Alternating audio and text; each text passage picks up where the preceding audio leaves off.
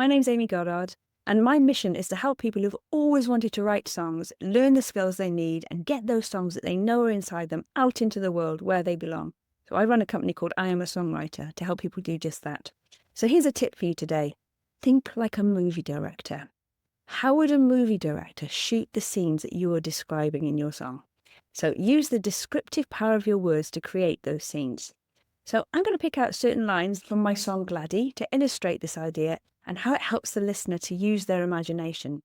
So this song is based on letters from the trenches that were received by my great-grandmother. She lived with us when I was a child, and this is her story, the story of her and her boyfriend who died in World War I.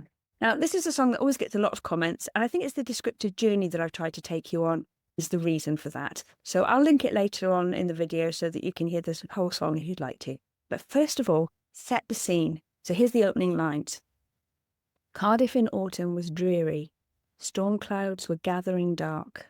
But cocooned under just one umbrella, we walked arm in arm round the park. So the scene is dreary. You're cocooned under an umbrella with the person that you love. So imagine yourself huddled together, arm in arm, and trying to keep your heads in close to stay under the umbrella. And imagine the rain pattering down and hitting all the leaves. And you see, there's a scene. So now you can imagine that scene. Okay, and now later on in the song, she says, I wait by the door for your letters, and my heart beats a marching band's time. So do you see her? Can you see her there, anxiously waiting for the postman, wringing her hands? Can you almost feel her heartbeat? Okay. And then later in the song, with a lump rising high in my throat, dear, I found that my legs wouldn't stand.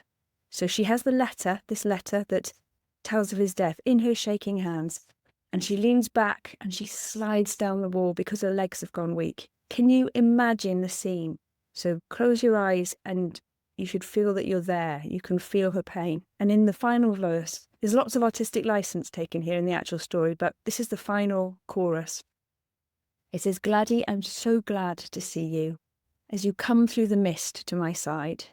And Gladdie, now that I see you, I'm not afraid to just rest my tired eyes.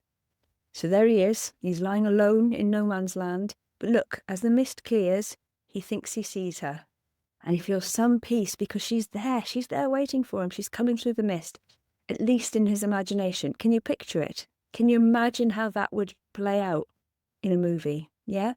So, as I said, this is a song that always gets a lot of comments. And I think it's the descriptive power of the writing, trying to really sort of show the listener the journey, not just tell them, try and paint a picture with your words. So I hope that's helped you.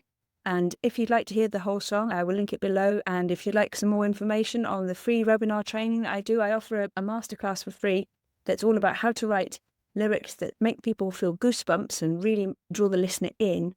So that's a free masterclass and I'll link that below as well. Okay, I hope this helps. Bye-bye.